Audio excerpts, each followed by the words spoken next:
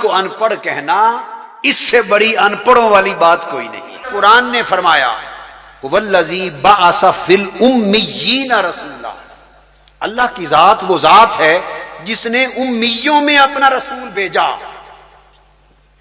منہم ان میں سے، کیوں؟ یتلو علیہم آیاتہ، تاکہ ان پر ہماری آیتیں پڑھے،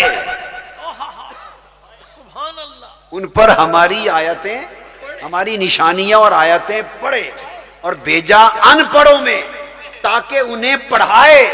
یہ بات سمجھ میں نہیں آتی کہ ان پڑھوں کو پڑھانے کے لیے کبھی ان پڑھ بھیجا جاتا ہے؟ تو فرمایا پیروی کرو اس رسول کی جو نبی ہے، یعنی باخبر ہے۔ تو پتہ پھر معلوم ہوا باخبر ہے تو امی کا معنی کیا ہوا؟ یہ تو پتہ چل گیا کہ حضور کا امی ہونا اس سے مراد نہ بے خبر ہونا ہے نہ ان پڑھ ہونا ہے۔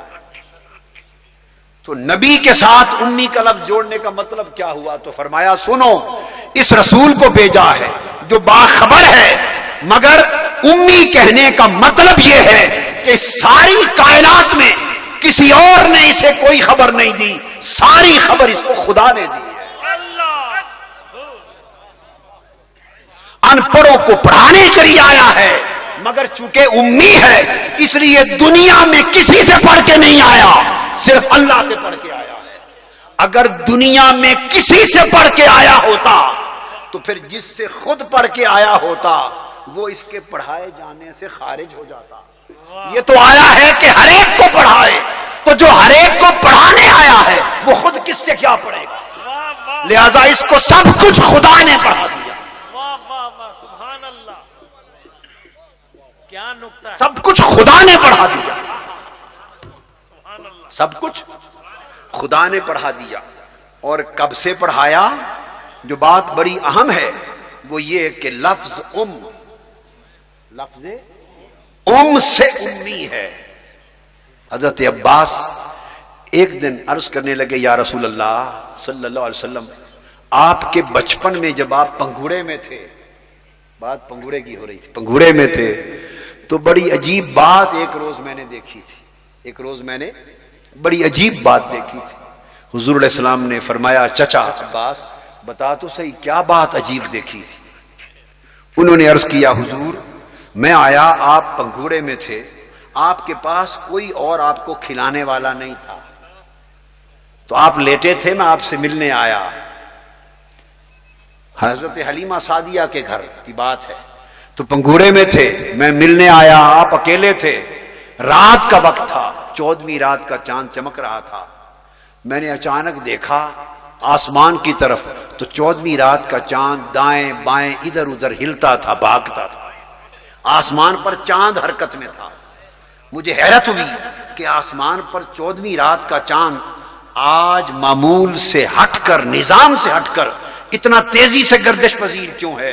اچانک میری نظر پنگھوڑے پر پڑی، آپ پنگھوڑے میں تھے، کھیل رہے تھے، دونوں ہاتھوں کو جدھر جدھر میرے مصطفیٰ آپ کی انگلیاں ہلتی تھی چاند ہل جاتا تھا، جدھر انگلی کا اشارہ ہوتا تھا چاند کھیلتا تھا۔ تو چونکہ کھلانے والا اور کوئی نہ تھا تو 14ویں رات کا چاند پنگھوڑے میں کھلا رہا تھا۔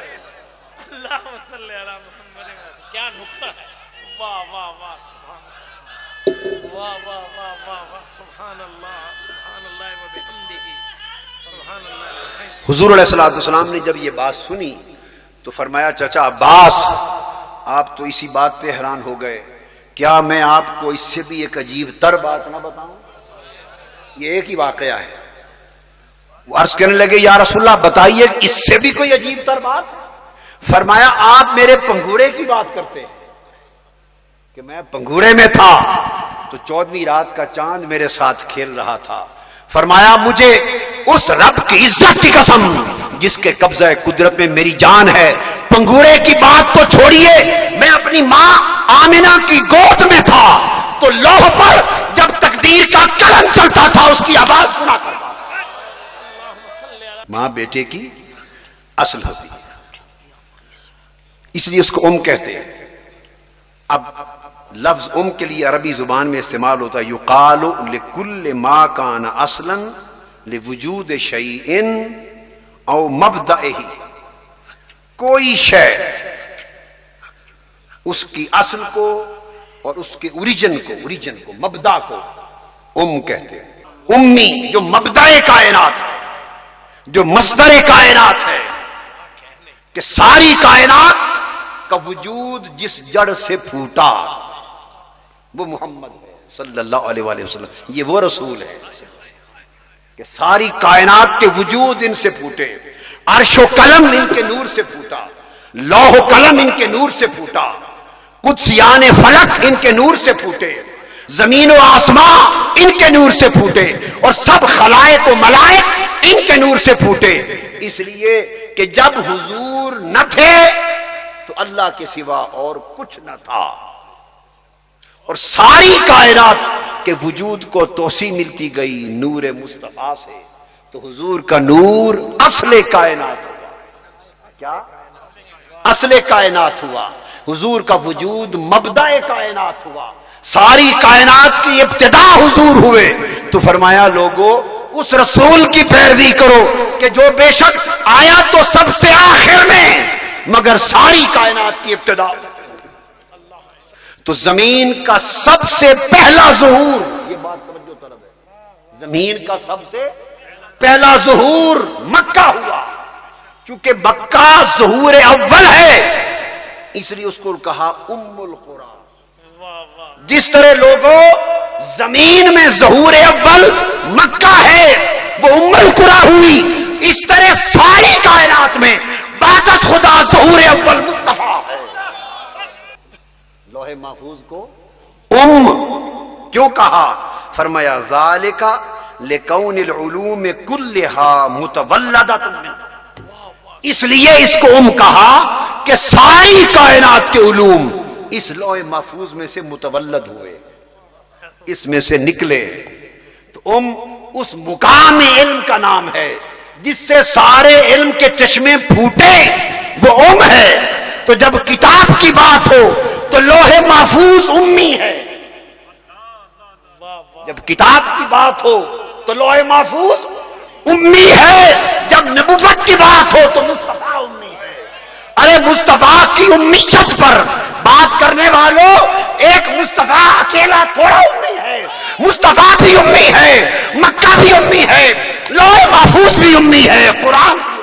اللہ اللہ، واہ کیا کہنے، واہ واہ واہ واہ واہ واہ، سبحان اللہ سبحان اللہ، کیا نکتہ ہے. وہ تمام حقیقتیں جن کو اپنے اپنے مطلع پر اللہ پاک نے مبدا کا درجہ عطا کر دیا، اوریجن کا، اصل کا، جڑ کا، ابتدا کا درجہ عطا کر دیا. وہ علم کی طرف آیا تو وہ قرآن کہلائی، وہ خبر کی طرف آیا تو لوح محفوظ کہلائی، وہ شہروں کی طرف آیا تو مکہ کہلایا، وہ کائنات خلق کے ظہور کی طرف آیا تو مصطفیٰ کہلایا. یہ سب امی کے مختلف ظہور ہیں، جو جمع ہو جائیں ان کو امت کہتے ہیں. تو امت کا معنی بھی ہے جامعیت، جمع ہونے کی وجہ سے امت بنی. تو جس طرح جمع ہونے کی وجہ سے امت بنی تو مصطفیٰ میں کیا جمع ہوا کہ وہ امی بنے. تو کچھ تو ادھر بھی جمع ہوا ہوگا جس کی وجہ سے وہ سے امی بنے، جامعیت. کچھ تو جمع ہوا ہوگا. وہ کیا جمع ہوا؟ جس نے ایک وجود کو امی بنا دیا. تو وجود ایک تھا مگر جمع اس میں ساری کائنات ہو گئی.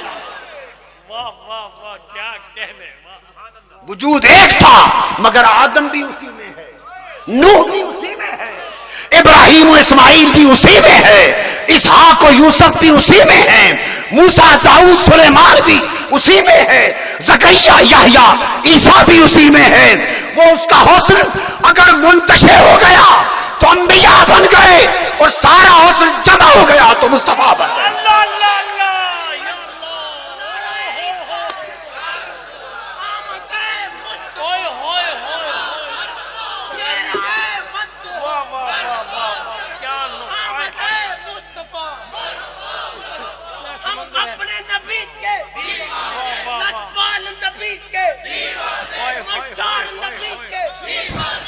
اس کی صفیت کا حسن ایک جگہ چمکا تو اس کا نام آدم رکھ دیا،